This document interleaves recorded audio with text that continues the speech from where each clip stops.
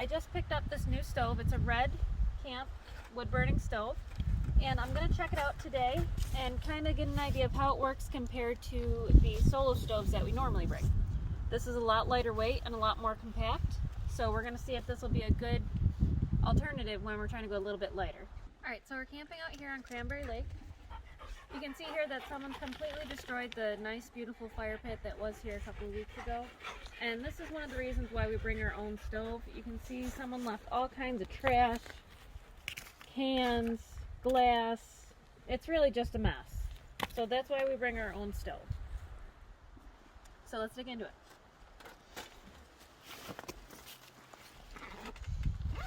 Already I'm not impressed with this sack that it comes in. You can see that there's already a hole here, and the zipper, you can tell it's not quality. It's gonna break in not much time. This pull tab already broke off once. We had to close it back in with a set of pliers.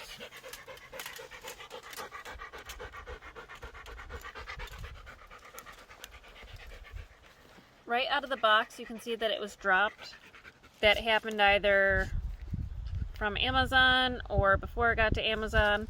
I don't think it's going to matter much overall, but it's kind of unfortunate that it's already dented.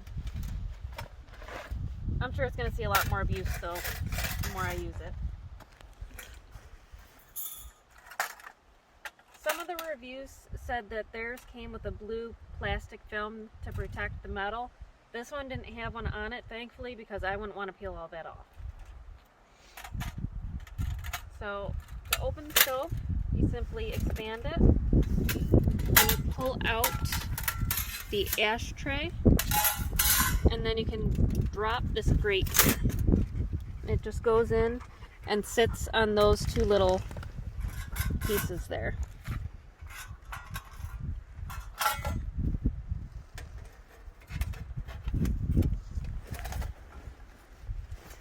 The ashtray just goes in from the side here.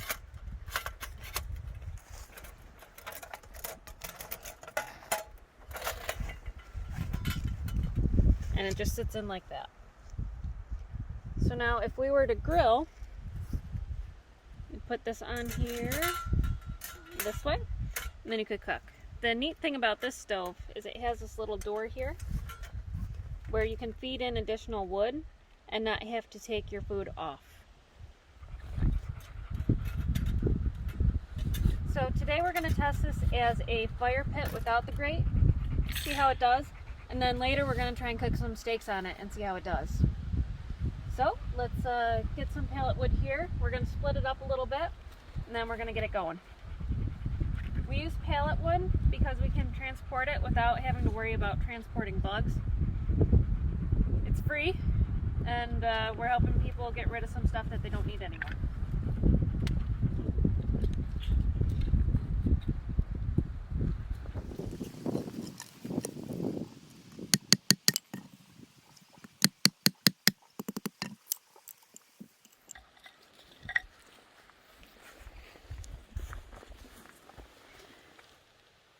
This is a buck fro. It works really good for splitting. You can see we've beaten it up a lot.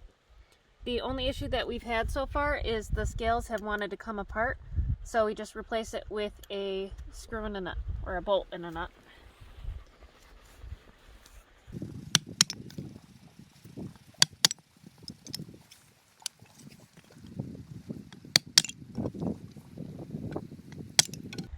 It does work better when you have a hard surface underneath, because otherwise the wood's just kind of bouncing and the ground's kind of absorbing some of that impact.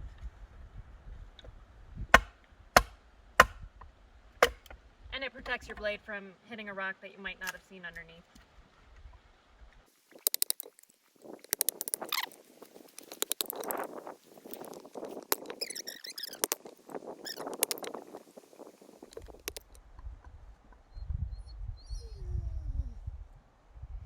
Cold's pretty cold. He wants me to get this fire going pretty fast. We're ready to get this going. I put in a board in the bottom because otherwise my starting material will just fall through that grate. So I'm going to build my fire on this piece of wood here. And as the fire gets going, it's going to burn in and I'll be able to close this door and use it as a fire pit. So I have my homemade fire starters made with cotton and mineral oil. I have some shavings and some small sticks to get it started.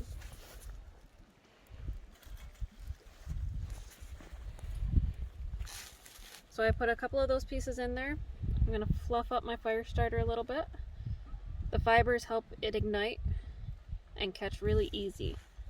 Now I'm going to cheat today and use a lighter, but you can easily get these going with just a striker.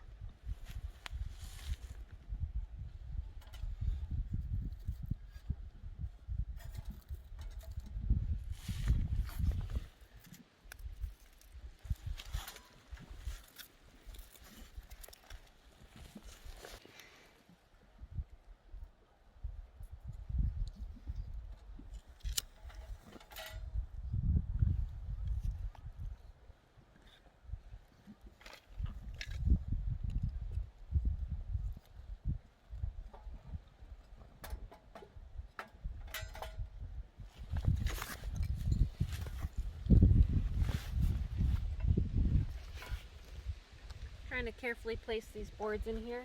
It's a little bit difficult because they want to fall down through the grate because they're so small. But I think we'll be able to get it going here.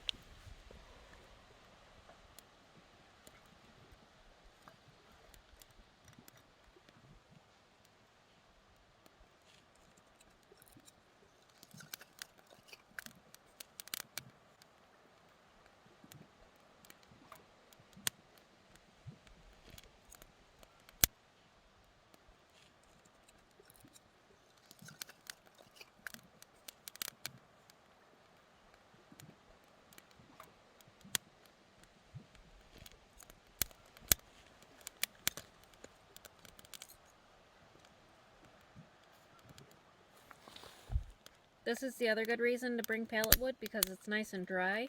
So even though it's been raining here the last couple of days, I'm able to get a fire started. And if I were to grab sticks out in the woods, this would help them dry out a little bit before they actually caught.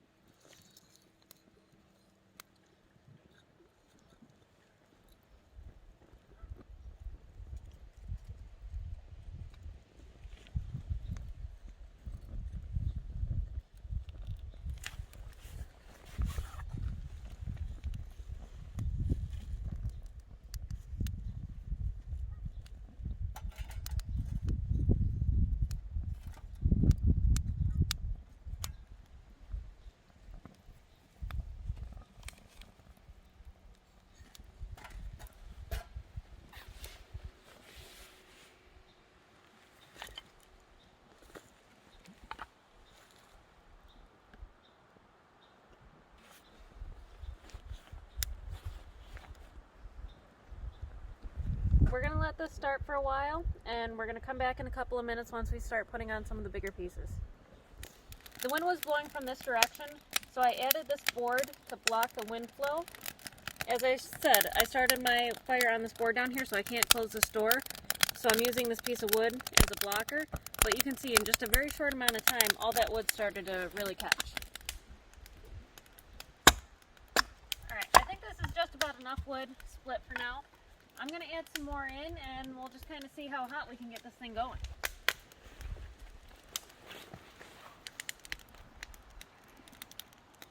I'm going to put in a couple of bigger pieces here and see how we do.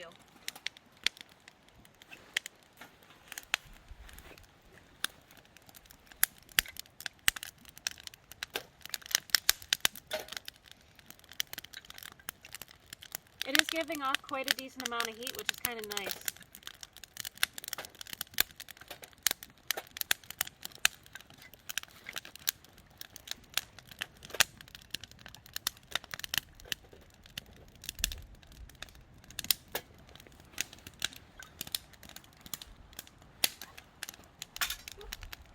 Board. Alright, I'm going to take this front board off, even though it's pretty windy, and see how we do.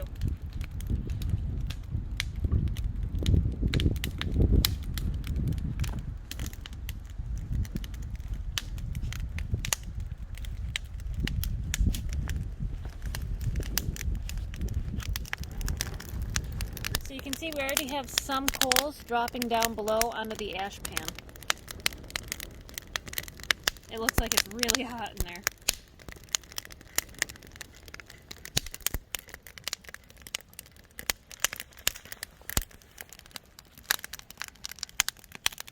The stove does have handles, but I don't see how you could really use those when the stove is going. So I think it's mostly just for setup. So this stove's going to work really good as a small fire pit. You can obviously see how high the flames are. We could have 2 people really comfortable around this warming up, and it'll work much better than trying to build a fire in the standard fire pits that you see at campsites. You need a lot less wood, which uses a lot less resources. And it was only $35, which if you don't really want a solo stove, this could be a good alternative for you, which is a little bit more budget friendly. It packs up a lot lighter and smaller than the solo stoves too. So that was a little annoying trying to get that to latch after we already had it going. I had to use a separate stick to push in the top while I pushed in on the outside. So that's not quite user-friendly when you have a fire going, or if you were trying to grill on top, you had enough coals in there and you wanted to shut the door.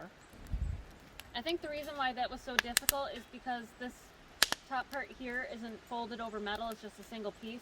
So the heat kind of made it warp a little bit. Alright, it actually just started raining, so this will be a good test for this stove too. We'll see how well it'll keep on going while it's raining. So I'm going to throw some more wood in and we'll see how it does.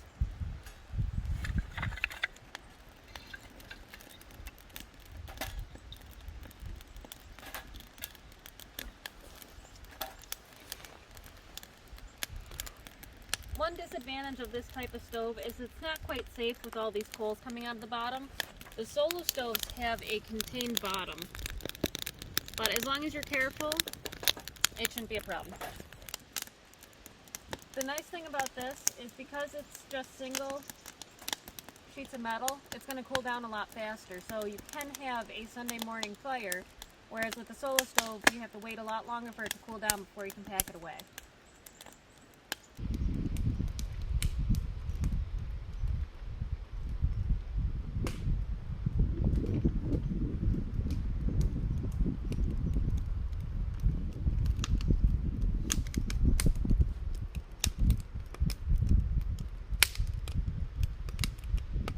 Just about all the wood that I showed you that I split, except for a couple of pieces, including the door, and that final bottom piece finally burned up enough where we closed the door.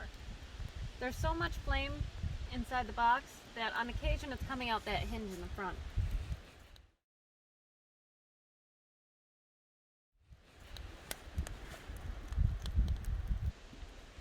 I think this is going to be a good changeover from our Ranger for the warmer season, where you just want a little bit of a fire and it'll compact down a lot smaller.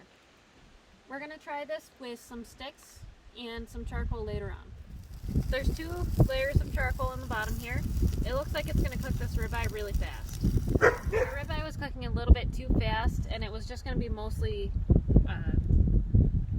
blackened like this. We're going to use cast iron to make sure that the inside's heated really well and it doesn't get any more dark than that. This was the first burn that we tried with charcoal. I think the next time we'll use a little bit less.